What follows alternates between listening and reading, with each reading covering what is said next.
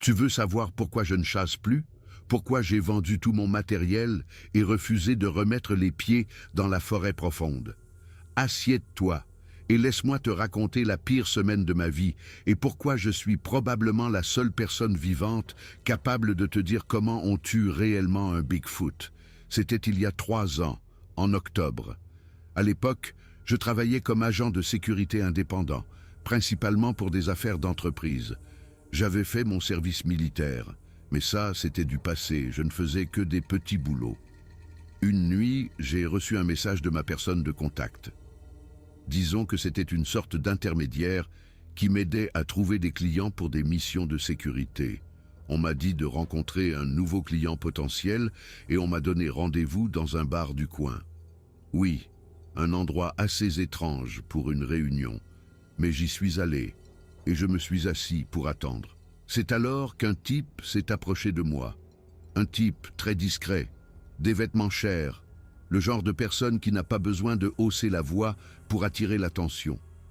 Il a dit qu'il avait un travail qui payait 5 000 $ pour un week-end. Tout ce que j'avais à faire, c'était d'aider à traquer et à éliminer un ours problématique qui terrorisait sa propriété. Il a précisé que ça devait être discret, parce que la loi n'aimait pas trop qu'on s'occupe des ours de cette façon. Avec le recul, j'ai été stupide de ne pas me poser de questions. Pourquoi quelqu'un me demanderait à moi, un ancien militaire, d'aller chasser un ours? Il n'y a pas de garde forestier pour ce genre de choses. On ne peut pas juste sédater l'ours et le déplacer loin. Je suppose que l'argent m'a aveuglé. 5 000 $ pour une chasse à l'ours. J'aurais dû comprendre que quelque chose clochait juste là. Il m'a présenté à 3 autres gars qu'il avait engagés. Il y avait le type ex-militaire qui se comportait comme s'il avait vu de l'action sérieuse à l'étranger. Mince, vif, scrutant constamment les environs comme s'il s'attendait à des problèmes. Puis il y avait le grand type silencieux qui donnait l'impression de pouvoir se battre contre un arbre et gagner. Il devait mesurer 1,90 m et était bâti comme un joueur de football américain, avec des mains de la taille de plat à dîner.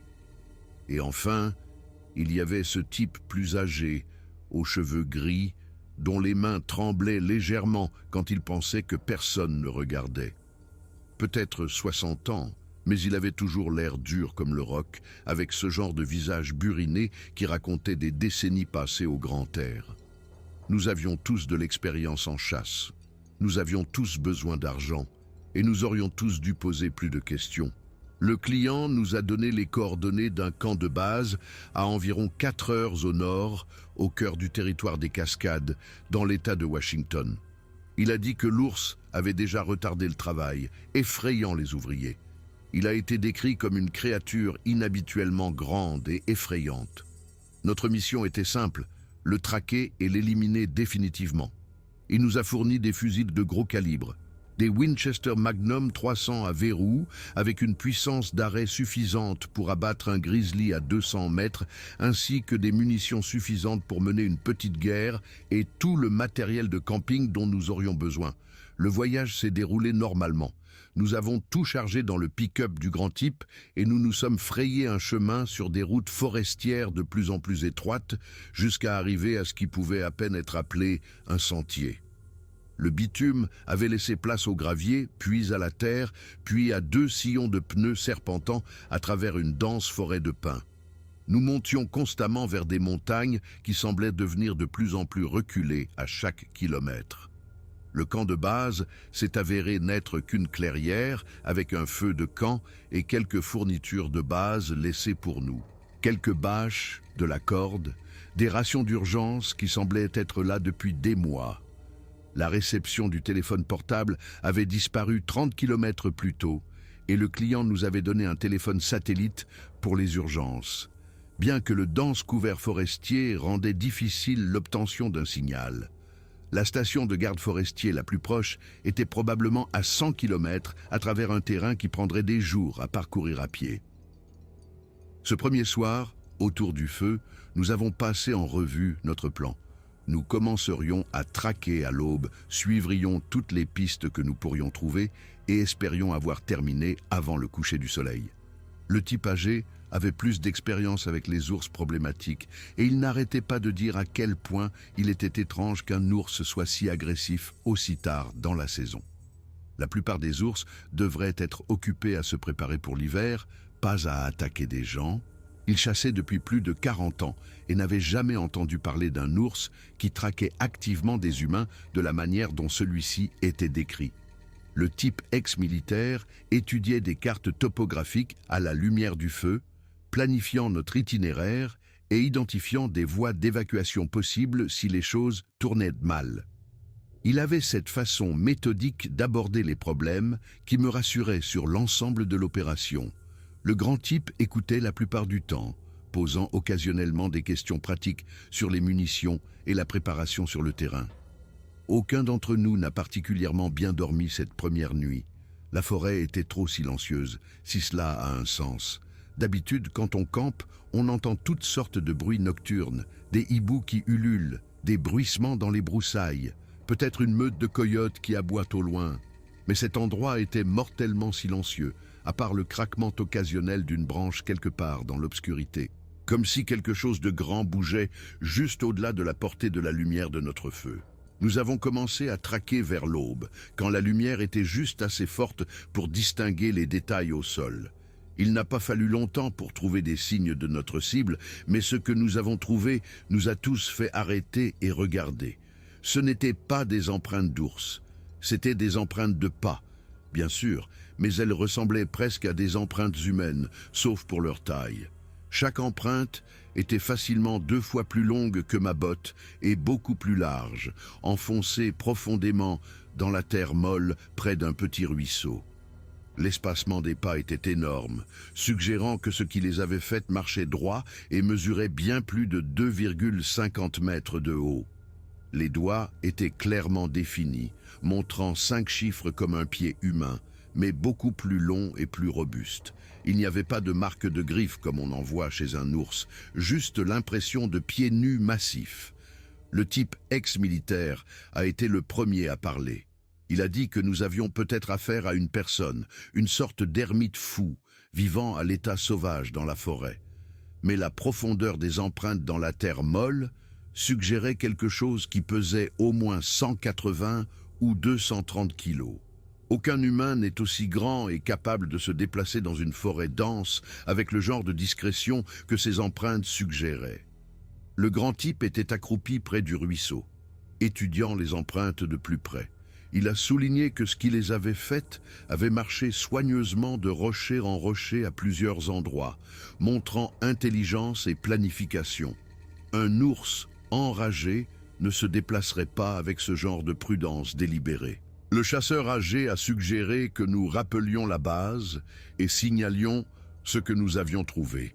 Mais lorsque nous avons essayé d'utiliser le téléphone satellite, nous n'avons pas pu obtenir de signal à travers le couvert des arbres. Les montagnes autour de nous étaient escarpées et densément boisées, créant une barrière naturelle à la communication satellite. Nous aurions dû marcher jusqu'à un terrain plus élevé ou attendre de trouver une clairière suffisamment grande pour avoir une ligne de visée vers un satellite. Nous avons suivi la piste sur environ 5 kilomètres et les empreintes nous ont menés plus profondément dans l'une des forêts les plus denses et les plus reculées que j'ai jamais vues. Le couvert était si dense que même à midi, on avait l'impression d'être au crépuscule au niveau du sol. Des sapins de Douglas anciens et des cèdres rouges de l'Ouest créaient une atmosphère semblable à une cathédrale, avec des troncs massifs disparaissant dans l'obscurité au-dessus de nous. Plus nous avancions, plus il devenait évident que ce que nous traquions connaissait intimement ce terrain. Les empreintes montraient qu'il prenait le chemin le plus efficace à travers un terrain difficile, choisissant des itinéraires qui évitaient la végétation dense et les pentes raides. Il se déplaçait avec un but et une intelligence, pas le vagabondage aléatoire d'un animal confus ou enragé. Vers midi, nous avons finalement trouvé un endroit avec suffisamment de ciel ouvert pour faire fonctionner le téléphone satellite. Une petite prairie où un éclair avait ouvert le couvert il y a des années. Le type ex-militaire a rappelé notre contact et a décrit ce que nous avions trouvé. Il a été précis et professionnel, donnant des mesures exactes et des descriptions des empreintes. Il y a eu un long silence à l'autre bout de la ligne, puis le contact a dit de continuer l'opération comme prévu. Il a dit que le client savait que la cible pourrait ne pas être exactement un ours, mais qu'il voulait toujours que le problème soit réglé. On nous payait pour éliminer une menace, pas pour poser des questions sur la taxonomie. J'ai regardé les autres gars. L'ex-militaire avait l'air préoccupé, mais déterminé. Le grand type semblait plus intrigué qu'effrayé. Le chasseur âgé regardait vers la forêt d'où nous venions avec une expression que je ne pouvais pas tout à fait interpréter. Nous avons suivi la piste pendant encore 2 heures, nous déplaçant plus lentement maintenant, plus prudents. Les empreintes nous ont menés à travers un terrain de plus en plus escarpé, grimpant des pentes raides où la forêt dense laissait place à des falaises rocheuses. Vers 15 heures, nous sommes arrivés dans une zone où la forêt s'est soudainement ouverte sur une clairière rocheuse, au pied d'une crête. Et c'est là que nous l'avons vu. Il devait mesurer 2,70 mètres, couvert d'une fourrure brun foncé plus longue autour des épaules et de la poitrine. Le visage ressemblait à celui d'un singe, mais plus humain que celui d'un gorille ou d'un chimpanzé. De grands yeux bruns qui me regardaient avec une intelligence troublante. Il se tenait complètement droit, équilibré sur 2 jambes, dans une posture indubitablement humanoïde. Les bras étaient longs et musclés, descendant jusqu'aux genoux, se terminant par des mains avec des doigts qui semblaient parfaitement capables de préhension fine. Il se tenait près d'un petit étang, apparemment en train de boire quand nous sommes arrivés dans la clairière. Pendant 1 seconde, aucun de nous n'a bougé. Nous sommes restés là, regardant, essayant de comprendre ce que nous voyions. Puis la créature a fait un son. Ce n'était pas le grognement d'un ours ou le cri d'un singe. C'était quelque chose entre les deux, un rugissement profond et grondant que je sentais autant dans ma poitrine que je l'entendais avec mes oreilles. Le son a rebondi sur les falaises derrière nous, s'amplifiant jusqu'à donner l'impression que toute la forêt criait. Le type ex-militaire a été le premier à réagir. Il a levé son fusil et a tiré. Le recul a été plus fort que ce à quoi je m'attendais dans l'adrénaline du moment. J'ai vu la balle toucher le haut de l'épaule de la créature, une petite explosion de fourrure sombre et ce qui a dû être du sang. La créature a crié, un son si plein de douleur et de surprise que cela m'a presque fait lâcher mon propre arme. Ce n'était pas le cri d'un animal. C'était le cri de quelque chose qui comprenait qu'il avait été blessé, qui savait ce que signifiait la violence. Puis, il s'est déplacé. Dieu, il était rapide. Il a couvert la distance jusqu'à la forêt en 3 grandes enjambées, se déplaçant avec une vitesse et une agilité qui n'auraient pas dû être possibles pour quelque chose d'aussi grand.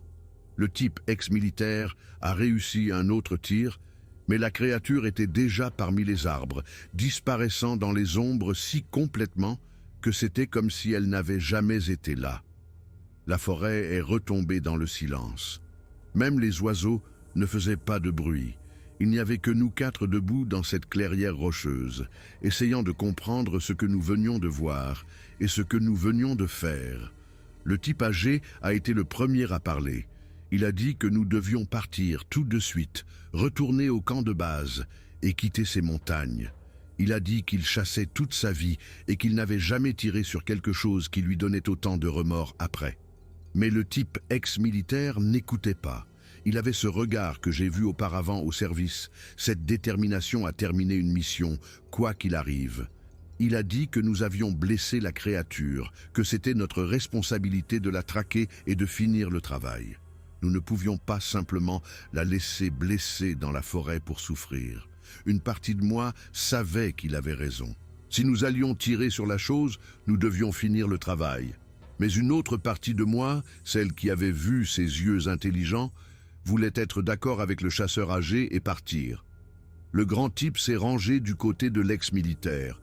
Il a dit que nous avions accepté l'argent, que nous avions pris le travail. La seule façon de s'en sortir était d'aller jusqu'au bout. Alors nous avons commencé à traquer.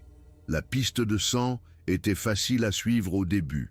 Des gouttes rouges brillantes sur les rochers et les feuilles, des taches occasionnelles où la créature s'était appuyée contre un arbre. Mais à mesure que nous nous enfoncions dans la forêt, la piste devenait plus rare. Soit la créature saignait moins, soit elle devenait plus prudente pour masquer sa piste. Nous avons continué pendant environ 2 heures, nous déplaçant à travers une forêt de plus en plus sombre à mesure que le soleil descendait derrière les crêtes occidentales. L'obscurité tombait plutôt ici, au fond de la vallée, les falaises hautes bloquant les derniers rayons du jour. Puis, nous avons entendu l'appel. Il venait de plus haut sur le flanc de la montagne. Un son long et lugubre qui était à moitié un hurlement, à moitié un rugissement. Il a été répondu par un autre appel plus au nord, puis un autre vers l'est. Nous avions été encerclés. Le type ex-militaire nous a rassemblés dos à dos, les 4 formant un cercle avec nos fusils pointés vers l'extérieur. Il a dit que nous ne tirerions pas à moins de voir une cible claire, que nous devions économiser nos munitions et garder notre calme. Les appels ont continué, se rapprochant. Je pouvais entendre des choses bouger dans les broussailles autour de nous, le craquement des branches et le bruissement de pas lourds dans la litière de feuilles.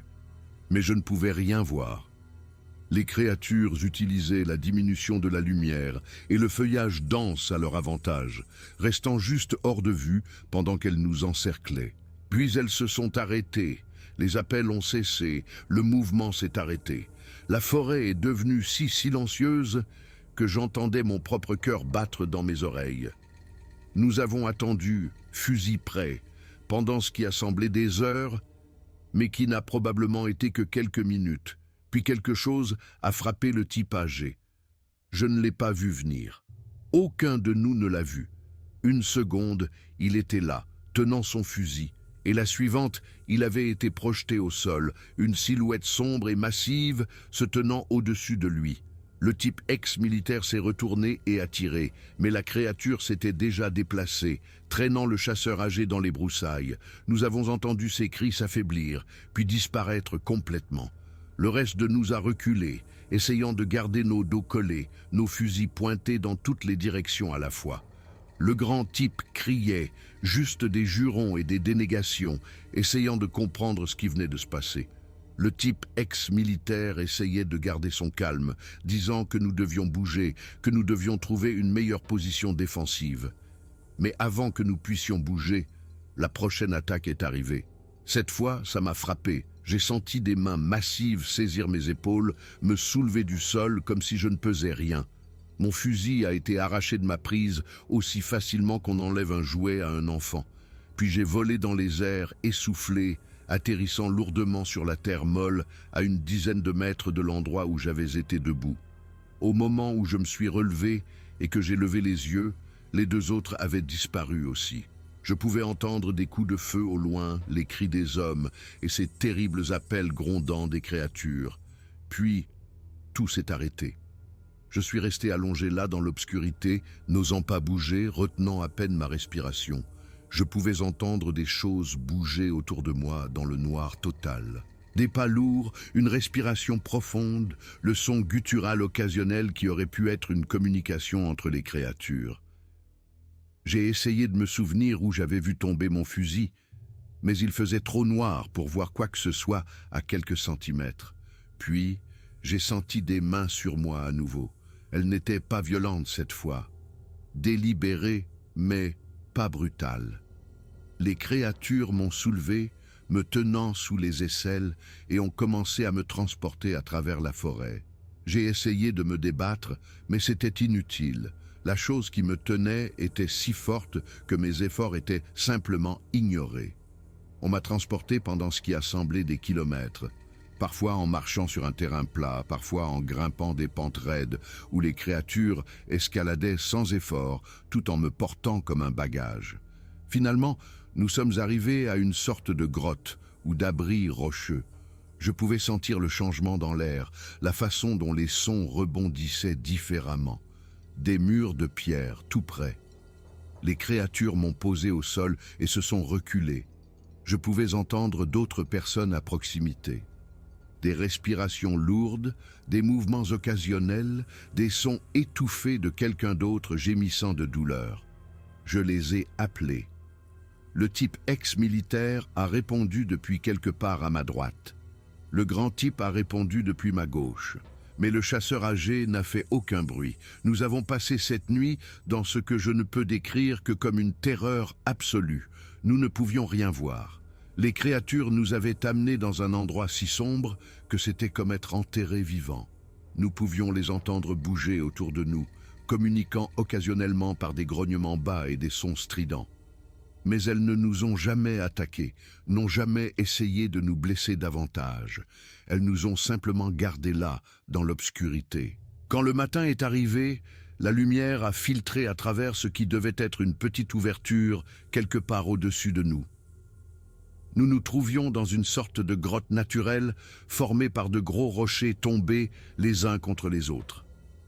L'espace était suffisamment grand pour contenir une vingtaine de personnes, avec un plafond à environ 5 mètres de hauteur au centre. Nous pouvions nous voir maintenant. Le type ex-militaire avait quelques coupures et contusions, mais semblait être globalement indemne. Le grand type était en moins bon état, se tenant le côté où il semblait que quelques côtes auraient pu être fracturées. Et le chasseur âgé était allongé contre le mur, inconscient, ou pire. Je me suis traîné vers lui et j'ai vérifié son pouls. Il était toujours vivant, mais à peine. Il avait un vilain coup sur un côté de la tête où il avait dû heurter une roche. J'ai essayé de le réveiller, mais il n'a pas du tout réagi. Les créatures étaient là aussi. Je pouvais en voir 3 maintenant à la faible lumière. L'une était la grande que nous avions vue près de l'étang, toujours avec une blessure sombre visible à l'épaule où le type ex-militaire lui avait tiré dessus. Les 2 autres étaient légèrement plus petites, peut-être 2,10 ou 2,40 mètres de haut, avec un pelage plus clair. Une famille, ai-je réalisé. Nous avions blessé l'un d'eux, et maintenant nous étions en leur pouvoir. Les créatures nous observaient de l'autre côté de la grotte, leurs grands yeux sombres suivant chacun de nos mouvements. Elles ne semblaient pas en colère exactement, plutôt comme prudentes, vigilantes, essayant de comprendre quoi faire de nous. Nous avons passé ce qui a dû être 4 jours dans cette grotte. Les créatures nous apportaient de l'eau de temps en temps, en portant de petites quantités dans leurs mains creuses et en les déposant dans une dépression sur la roche. Elles ne nous ont jamais apporté de nourriture, mais nous pouvions au moins boire. Cependant, le chasseur âgé n'a jamais repris conscience. Nous pouvions voir qu'il allait de mal en pis, sa respiration devenant de plus en plus superficielle, son pouls plus faible. Il n'y avait rien que nous puissions faire pour lui sans équipement médical adéquat. Le type ex-militaire a essayé de communiquer avec les créatures, utilisant des gestes pour indiquer que nous devions sortir, que notre ami avait besoin d'aide. Je ne suis pas sûr de ce qu'elles ont compris, mais elles nous observaient certainement avec ce qui semblait être de la considération. Le 4e jour, quelque chose a changé. La plus grande créature, celle qui avait été blessée, s'est approchée du chasseur âgé. Nous nous sommes écartés, ne sachant pas à quoi nous attendre. Mais la créature s'est simplement accroupie à côté de l'homme inconscient, a posé une main massive sur sa poitrine, puis a regardé vers l'ouverture de la grotte. C'était un message clair. Nous devions prendre notre ami et sortir. Les créatures se sont retirées dans les ombres, laissant un chemin clair vers l'entrée de la grotte. Le type ex-militaire et le grand type ont soulevé le chasseur âgé, chacun prenant un bras sur ses épaules. Je menais, me déplaçant lentement vers l'ouverture. Aucune des créatures n'a essayé de nous arrêter. Nous sommes sortis à la lumière vive du jour, clignant des yeux après des jours dans l'obscurité. Nous étions sur une sorte de falaise rocheuse, en haut du flanc de la montagne. Je pouvais voir à des kilomètres à la ronde d'interminables montagnes boisées s'étendant jusqu'à l'horizon. Nous n'avions aucune idée d'où nous étions, ni comment retourner au camp de base. Puis l'une d'elles est sortie. Pas la grande blessée, mais l'une des plus petites. Elle s'est tenue à l'entrée de la grotte pendant un moment, puis a commencé à descendre la pente. Elle s'arrêtait tous les quelques pas et regardait en arrière, clairement attendant que nous la suivions. Nous n'avions pas d'autre choix. Nous avons suivi la créature en descente pendant ce qui a dû être 1 heure. Elle ne s'est jamais approchée trop près, restant toujours à une quinzaine de mètres devant nous. mais elle nous guidait clairement, choisissant les chemins les plus faciles à travers le terrain rocheux, attendant parfois, quand nous avions du mal à naviguer dans des sections particulièrement difficiles, avec le chasseur âgé inconscient. Finalement, la créature s'est arrêtée au bord d'une falaise basse qui donnait sur une forêt plus dense en contrebas. Elle a pointé du doigt vers l'avant avec un long bras, puis s'est retirée dans les arbres et a disparu. Je pouvais entendre de l'eau couler plus bas. Nous sommes descendus de la falaise du mieux que nous pouvions, en faisant très attention à l'homme inconscient. Quand nous sommes arrivés en bas, les créatures avaient complètement disparu. Il n'y avait que le son de notre respiration haletante et le murmure du vent à travers les pins. Puis, la créature a fait un pas en avant et a fait un son qui était plus bas et plus guttural que les appels que nous avions entendus auparavant. Ce n'était pas menaçant exactement, mais c'était clairement une communication d'une sorte. Cela ressemblait presque à un avertissement, pas agressif mais ferme, comme si elle nous disait de partir et de ne pas revenir. Nous n'avions pas besoin de plus d'encouragement. Le type ex-militaire a été le premier à bouger, aidant le chasseur âgé à se relever et se dirigeant en aval, loin de la grotte. Le reste de nous l'a suivi, se déplaçant aussi vite que nos corps affaiblis le permettaient. Quand nous sommes arrivés au bas de la falaise, j'ai regardé en arrière et j'ai vu que les créatures s'étaient déjà fondues dans la forêt. Nous avons réussi à parcourir environ 800 mètres avant de trouver un ruisseau. Le son de l'eau courante était la plus belle chose que j'ai jamais entendue. Nous sommes tombés à plat ventre dans l'eau peu profonde, buvant autant que nous le pouvions sans tomber malade. L'eau était froide et claire et avait le goût de la vie elle-même. Le chasseur âgé a repris conscience quand l'eau froide a frappé son visage. Il était confus et désorienté, mais il était vivant. Nous l'avons aidé à boire lentement, juste de petites gorgées au début, jusqu'à ce que son corps puisse en supporter plus. Nous avons passé peut-être 1 heure au bord de ce ruisseau à boire et à nous reposer, à retrouver lentement un peu de force. Mais soudain, nous l'avons entendu à nouveau. Les mêmes cris et hurlements monstrueux de la forêt. Le son était indubitable. Le pas lourd et mesuré de quelque chose de grand, se déplaçant dans la forêt avec une intention délibérée, se rapprochant de notre emplacement, exactement comme avant. Nous étions terrifiés. Nous nous souvenions tous de ce que nous avions vécu. Et je suis sûr que ce n'était pas seulement moi, mais nous nous sentions tous comme des animaux désespérés, acculés. C'est alors que l'un des gars a parlé. Ils voulaient organiser une résistance pour se battre si nécessaire. Ils étaient en colère, terrifiés et désespérés de ne pas se retrouver piégés à nouveau. Nous avions toujours nos armes, même dans nos états affaiblis. Nous ne les avions pas laissées dans la grotte. Peut-être aurions-nous dû le faire. Peut-être que cela aurait changé quelque chose. Quoi qu'il en soit, le type ex-militaire parlait d'établir des champs de tir et d'utiliser le ruisseau comme une barrière défensive. Le grand type cherchait une couverture parmi les rochers et les troncs tombés. J'ai essayé de les dissuader.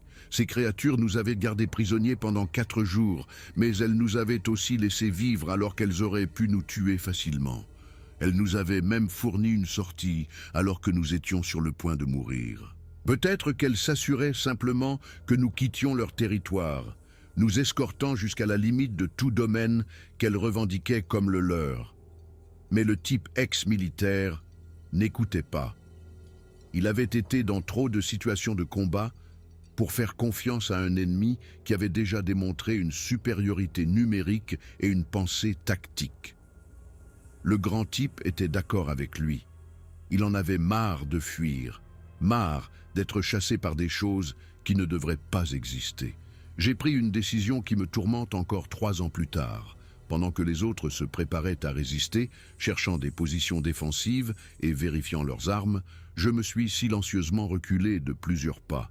J'ai laissé mon arme et je me suis retourné contre eux. J'ai commencé à marcher lentement, puis plus rapidement. Je remontais le courant. Je me suis dit que c'était la décision intelligente, que se battre ne ferait que nous tuer tous. Mais la vérité est que j'étais mort de peur et que je voulais survivre. Je suis entré dans le ruisseau et j'ai commencé à me déplacer aussi vite que possible dans l'eau jusqu'aux genoux, en restant le plus loin possible de la ligne des arbres. Le courant était froid et rapide, et les rochers étaient glissants sous les pieds, mais l'eau masquerait mon odeur et atténuerait le son de mes mouvements. Derrière moi, je pouvais entendre mes anciens camarades appeler mon nom, mais leur voix s'estompait déjà. Je ne regardais pas en arrière. Je ne pouvais pas croiser leurs regards. Je les abandonnais. Environ 2 ou 3 minutes plus tard, j'ai entendu les coups de feu commencer. C'était rapide au début, le claquement distinctif des fusils de chasse tirant aussi vite que les tireurs pouvaient actionner les culasses. Le son rebondissait sur les pentes, ponctué par des cris et des jurons des hommes. Puis j'ai entendu ces appels rugissants à nouveau, plusieurs voix cette fois, beaucoup plus proches qu'elles ne l'avaient été auparavant. Les tirs sont devenus plus sporadiques, puis se sont arrêtés complètement. La forêt est redevenue silencieuse. J'ai continué à remonter le courant toute la journée et toute la nuit. Le ruisseau m'a emmené à travers certains des territoires les plus reculés que j'ai jamais vus. Des forêts anciennes, des bassins de montagnes claires, des cascades tombant le long de falaises de granit. Mais tout ce à quoi je pouvais penser était de mettre de la distance entre moi et ce qui était encore dans ces bois. À l'aube du jour suivant, j'étais épuisé, mais je continuais à bouger. Le ruisseau s'était élargi à mesure que de plus petits affluents le rejoignaient, et je pouvais voir des signes d'activité humaine. Une ancienne route forestière visible sur une pente lointaine, un déchet occasionnel pris dans les rochers. Vers midi, je suis arrivé à une route forestière qui traversait le ruisseau sur un pont en béton. La route était envahie par la végétation et n'avait pas été utilisée depuis des années, mais elle était clairement faite par l'homme et mènerait éventuellement à la civilisation. J'ai quitté le lit du ruisseau et j'ai commencé à suivre la route en descente. 2 jours plus tard, j'ai trouvé une équipe de travail dégageant des arbres tombés de la route. Ils ont été surpris de voir quelqu'un émerger du désert, seul et à pied, mais ils m'ont donné un coup de main jusqu'au village le plus proche, sans poser trop de questions. Je leur ai dit que je m'étais séparé de mon groupe de chasse et que je marchais depuis plusieurs jours. J'ai été hospitalisé pour déshydratation et épuisement, mais physiquement j'allais bien. Les médecins étaient étonnés que j'ai survécu près d'1 semaine dans le désert, avec peu de nourriture et d'eau, mais ils n'ont pas remis en question mon histoire de m'être perdu. Je n'ai jamais signalé ce qui s'est réellement passé aux autorités. Qui croirait une histoire sur le fait d'avoir été retenu prisonnier par une famille de Bigfoot? De plus, j'avais accepté de l'argent pour chasser quelque chose qui s'est avéré être une créature intelligente. Puis, j'avais abandonné mes compagnons quand ils avaient besoin d'aide. Le client qui nous avait engagés ne m'a jamais recontacté. J'ai continué à attendre que la police apparaisse, posant des questions sur 3 chasseurs disparus, mais cela ne s'est jamais produit. C'était comme s'ils n'avaient jamais existé, comme si toute l'opération avait été officieuse depuis le début. J'ai passé les 3 dernières années à essayer de me convaincre que ce que nous avions trouvé n'était qu'une sorte d'animal inconnu, peut-être une population relique de grands singes préhistoriques qui avaient survécu dans le désert profond. Mais je ne peux pas me défaire du souvenir de la façon dont ils ont résolu le problème de notre présence. Pas en nous tuant directement, mais en nous contenant jusqu'à ce qu'ils puissent décider quoi faire de nous. Cela demande de l'intelligence, de la planification, peut-être même quelque chose comme de la pitié. Je ne chasse plus. J'ai vendu toutes mes armes et mon équipement. J'ai un travail en ville maintenant. Je travaille à la sécurité d'un immeuble de bureau où la plus grande menace est des adolescents qui essaient de faire du skateboard dans le parking. Parfois, je me réveille au milieu de la nuit en pensant entendre ces appels résonner à travers le béton et l'acier du paysage urbain. Mais c'est impossible. Il n'y a rien de tel en ville. Du moins, j'espère que non. Les gens me demandent parfois pourquoi j'ai déménagé loin des montagnes, pourquoi je ne vais plus camper ou faire de la randonnée. Je leur dis que j'ai perdu le goût du plein air, que je préfère la civilisation maintenant. Mais la vérité est plus simple que cela. Je sais ce qu'il y a là-bas dans la forêt profonde. Je sais que nous ne sommes pas seuls sur cette planète. Et je sais que parfois, si nous avons beaucoup de chance, les choses que nous ne comprenons pas nous montreront plus de pitié que nous ne leur en montrons. Nous en avons tué un. et cela a coûté la vie à 3 bons hommes. Les Bigfoot sont toujours là dehors, protégeant toujours leur territoire, décidant toujours lesquels d'entre nous, humains, méritent de rentrer chez eux. J'ai eu la chance d'être l'un de ceux qu'ils ont laissés partir. Je n'ai pas l'intention de tester cette chance à nouveau. Pour d'autres histoires intéressantes, jetez un coup d'œil à ceci.